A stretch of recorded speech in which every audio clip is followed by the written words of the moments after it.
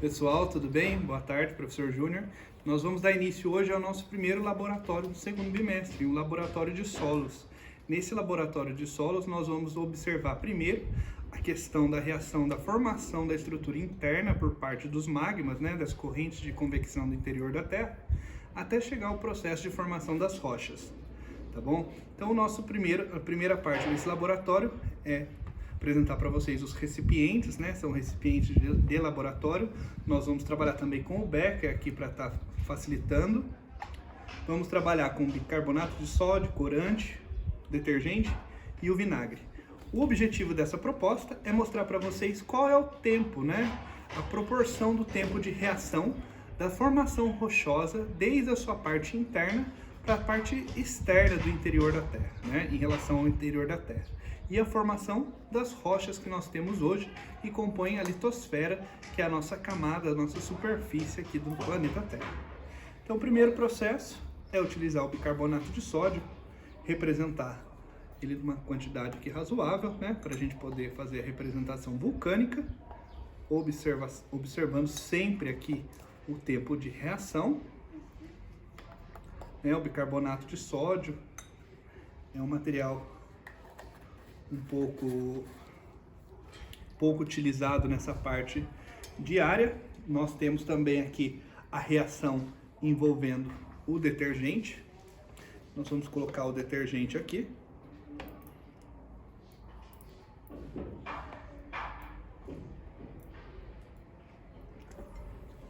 Vamos utilizar o vinil.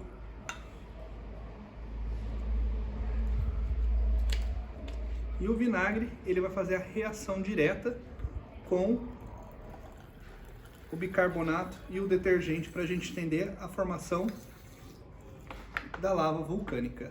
Claro que aqui é uma pequena representação e o tempo, o volume, ele acompanha a estruturação direta da força e a reação química que nós temos aqui.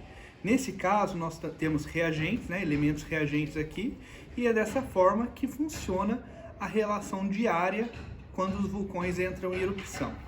Nós podemos observar que muitas formações rochosas, elas permanecem no interior, que nós vamos chamar de rochas intrusivas ou plutônicas, tá bom? E nós temos também essa parte que fica de forma externa, que são as rochas vulcânicas, ou a formação rochosa, que nós temos como base também de forma muito consolidada, a forma de sólido dentro da formação de um vulcão, tá bom? A partir dessa formação interna aqui, nós vamos ter a composição rochosa, que são as rochas. As primeiras rochas que nós temos aí, elas são chamadas de minerais, são conjuntos de minerais. Muitos minerais formam as rochas. Aqui no Brasil, nós chamamos de rocha todo o agregado de minério. E a partir do momento que ele envolve um valor comercial, nós vamos chamá-los de mineral, tá bom? Esse mineral, ele é consumido e utilizado em inúmeras atribuições, principalmente na parte de joias, parte de construção civil e construções de infraestrutura urbana. Então, por isso que nós utilizamos muito as rochas no nosso dia a dia e elas têm um valor comercial um pouco elevado. Existem três tipos de rochas: as rochas ígneas ou vulcânicas, as rochas magmáticas, ou vulcânicas, intrusivas, extrusivas, ígneas e magmáticas, intrusivas ou extrusivas, plutônicas ou vulcânicas. Temos também as rochas metamórficas e as rochas sedimentares. Nós vamos ver aqui. Partindo do magma, nós temos as rochas vulcânicas, certo? Ou plutônicas. A plutônica é um exemplo do granito, que é essa formação rochosa, tá bom? Que eu tenho aqui, ela é utilizada para brita, calçamento, pedras, Vou pesar aqui para a gente tirar o peso desse fragmento rochoso.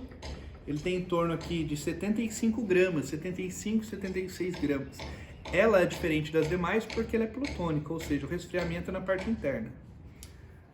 O outro exemplo aqui é o basalto, O basalto é essa formação rochosa, Ela tem um brilho um pouco mais que as demais. Ela é composta para fazer muito utilizado na parte de britas, né? Essa composição aqui, esse frasco de minérios tem em torno aqui de 193 gramas, muito utilizado também no nosso dia a dia. Diferente do granito, o basalto, ela é uma formação vulcânica, né? Ela é uma rocha magmática ou ígnea vulcânica. O seu resfriamento ocorre na parte externa. E a terceira é o diabásio, que é uma outra formação. Existem inúmeras rochas vulcânicas, né? Intrusivas, extrusivas, plutônicas, depende de todas a sua formação. Aqui nesse caso, eu tenho aqui em torno de 130 gramas esse fragmento rochoso. Essas rochas, quando elas chegam a se resfriar e entram em contato com agentes da natureza, como é o caso do intemperismo físico, químico e biológico, chuva, vento, temperatura, intensidade de temperatura, água dos rios ou água do mar, elas vão se transformando. E a partir do momento que ela começa a se erodir, graças à erosão, ela pode ser transformada, né, em rochas, como é o caso do arenito, que é o mais comum. Esse arenito aqui é usado também para calçamento, é uma rocha bem vistosa, é a mais comum, aparece aqui até as falhas representadas. No caso do arenito, tem em torno de 163 gramas esse pequeno fragmento, tá? Ela é uma rocha sedimentar, ela é a transformação, né, das rochas magmáticas para as rochas sedimentares. O outro exemplo é o calcário, né? Essa representação de calcário, também muito utilizado em matéria-primas, né, e corretivos no nosso dia a dia, nossa construção civil. Esse fragmento tem aproximadamente 166 gramas, são todas bem semelhantes. E o outro exemplo é o ritmito, usado muito no revestimento das construções, né? O ritmito é uma rocha muito cara e também é muito utilizada nessas construções, laboratórios, clínicas. Esse fragmento aqui, ele tem em torno de 138 gramas. Tanto as rochas magmáticas ou ígneas para as rochas sedimentares, as duas podem se transformar nas rochas metamórficas.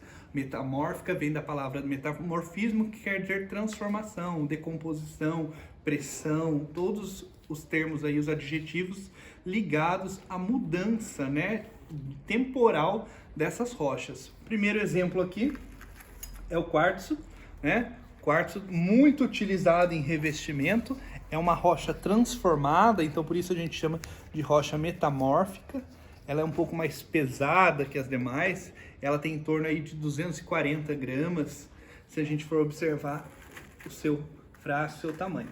Esse outro exemplo, essa rocha toda fragmentada, vazada, ela é chamado o famoso mármore, usado em acabamentos de construção civil, usado no dia a dia. Toda porosa, né? Esse fragmento tem em torno de 120 gramas, né, do mármore. E esse último, bem famoso para todo mundo, a gneiss, tá certo? É uma formação também, toda essa mistura que nós estamos vendo aqui na coloração dessa rocha, da gneiss, se dá ao metamorfismo, a transformação de todos os outros agregados de minério que vão com o tempo transformar. Tem em torno aqui de 100 gramas esse fragmento.